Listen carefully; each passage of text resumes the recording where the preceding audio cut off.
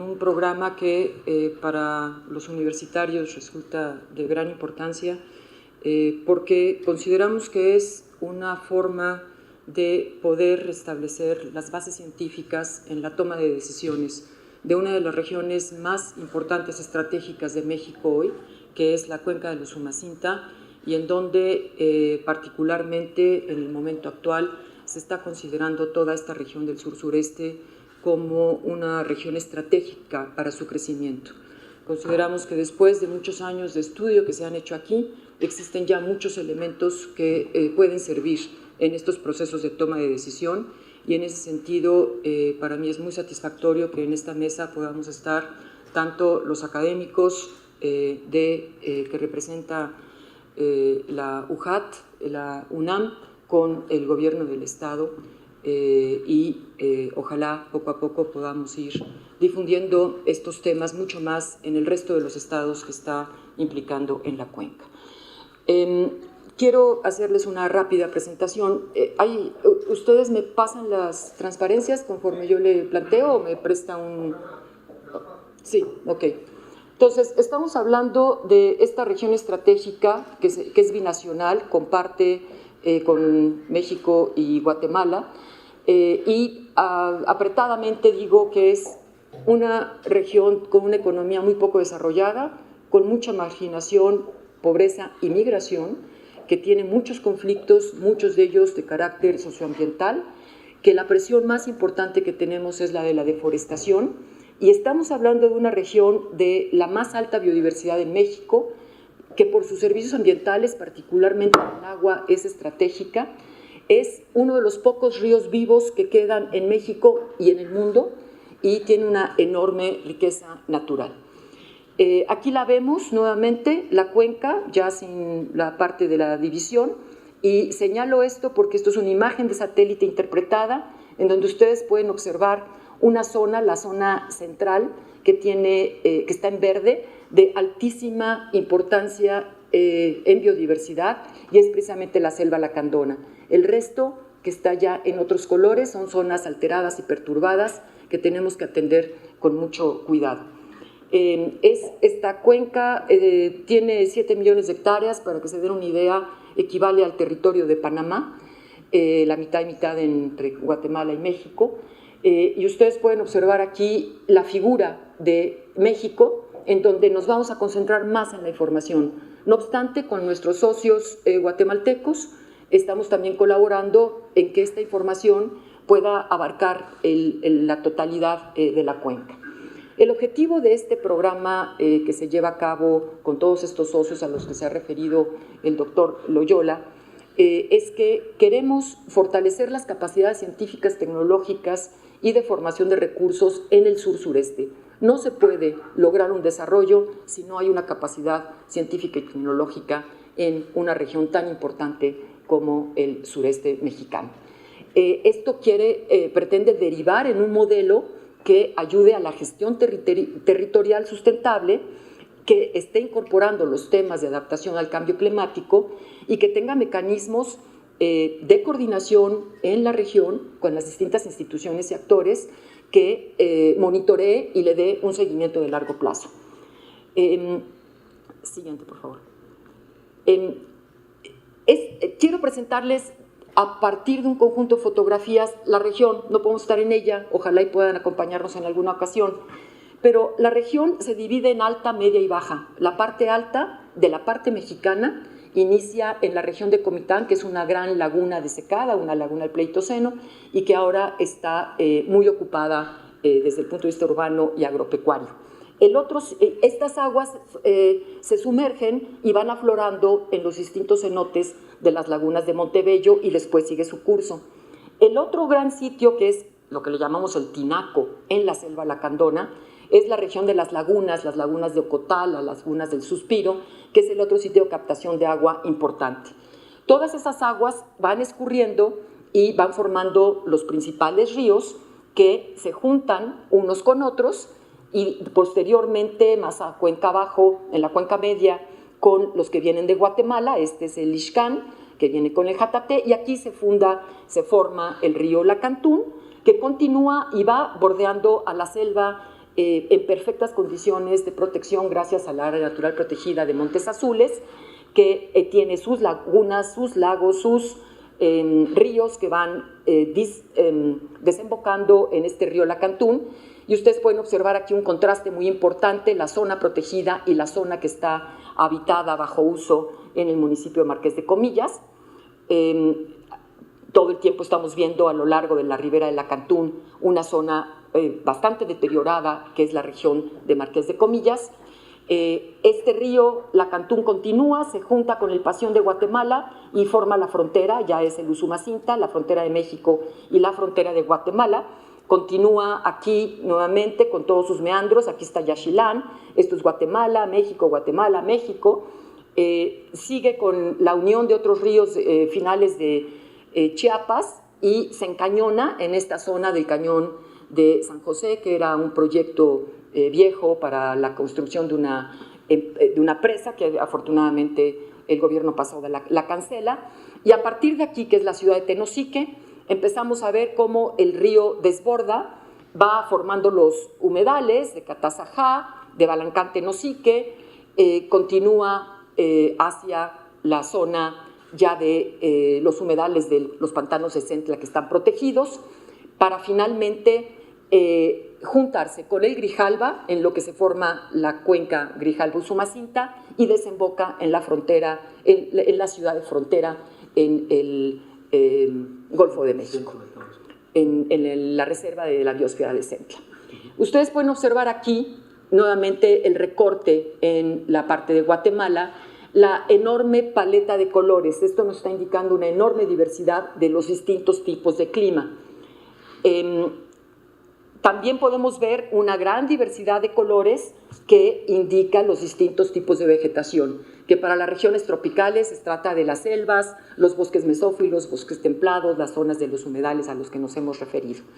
Es una zona en donde habita flora y fauna de la mayor riqueza. Podemos observar aquí que con 41,000 registros que hemos dado seguimiento, algunos son propios de las colectas, otros son bibliográficos, se logra tener una base de datos que nos indica que hay más de 5,000 especies. Quizás no les dice mucho si eso es mucho o poco, pero tomen en cuenta que eso es un poco más de 1 de cada 5 plantas que existen en el país se encuentran en esta región. Lo mismo pasa con la fauna, más de 1,000 vertebrados. Estamos hablando de igualmente el 20 y tantos % de todos los vertebrados de México, de las especies, se encuentran aquí. Y resulta muy interesante que muchos de ellos están en distintas clasificaciones de amenaza. El 23% están amenazados para la norma mexicana, el 7% forman parte de la lista mundial de las amenazas. Pocos son endémicos, es decir, que sean únicos de allí, pero la riqueza es lo que vale más en esta región. Y lo que es muy interesante y que nos habla de un ecosistema muy sano es que hay muy pocas especies que no le pertenezcan al sitio. Dentro de los peces se tienen 77 especies de peces, la zona de cuenca más biodiversa en términos de peces.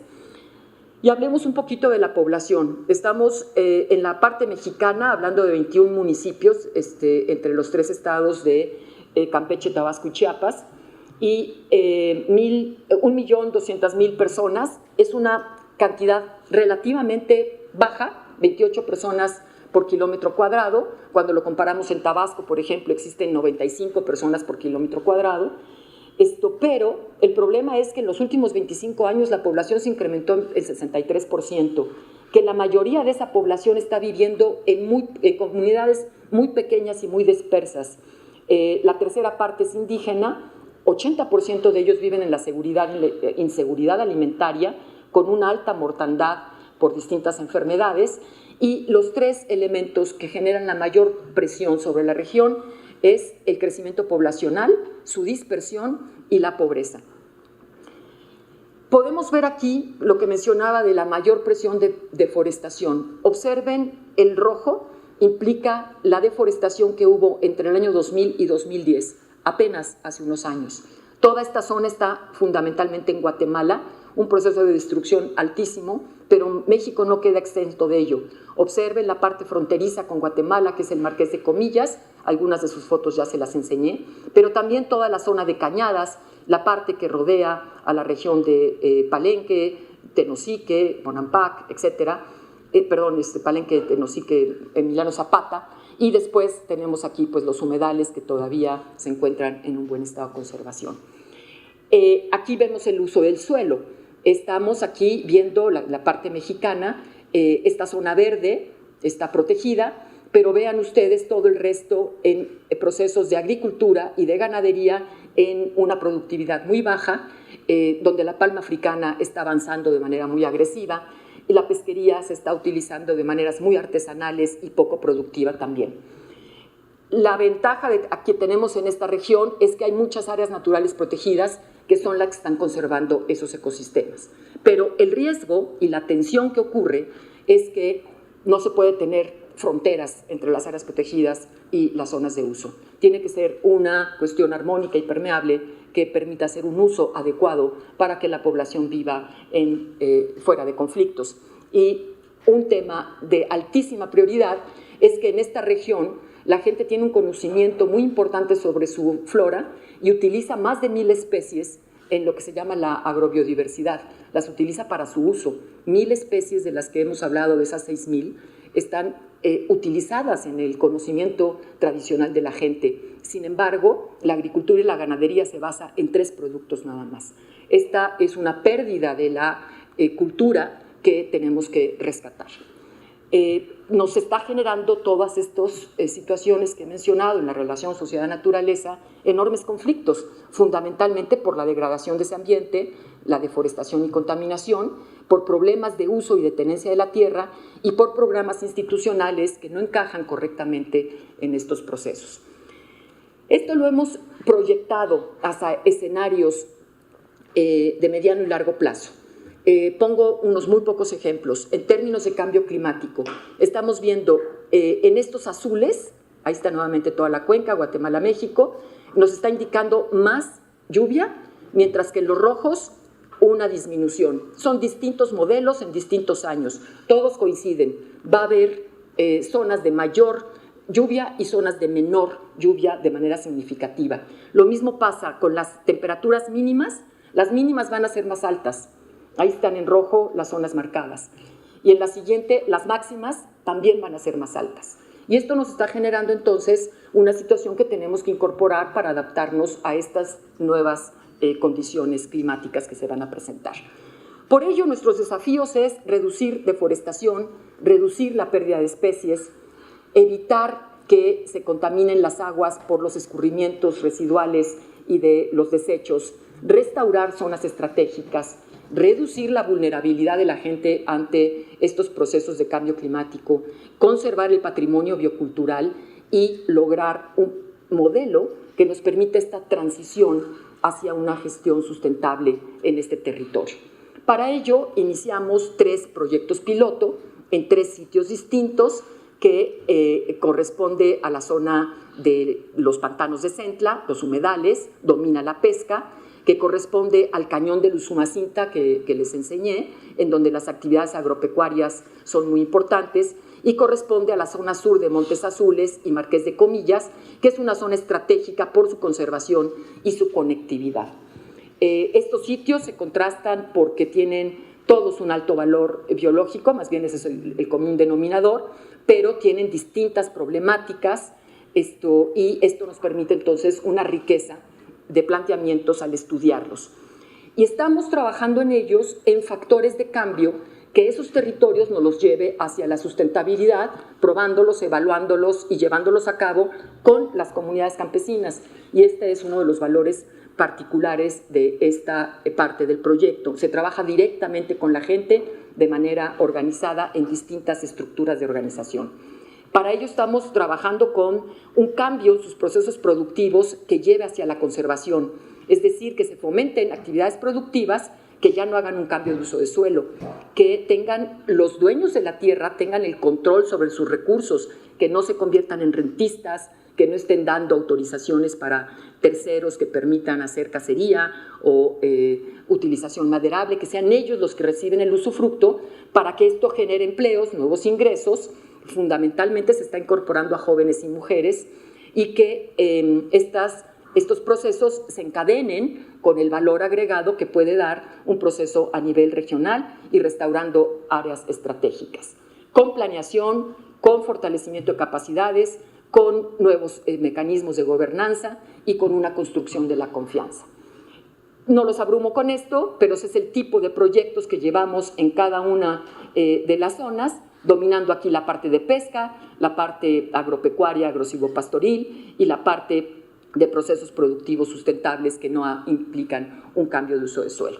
Ese es el proyecto en general y estamos, por lo tanto, apostando a formular nuevas políticas públicas, fortalecer las capacidades y también la capacidad costera, fortalecer los mecanismos de gestión del agua, la conservación y aprovechamiento de los recursos de la cuenca, lograr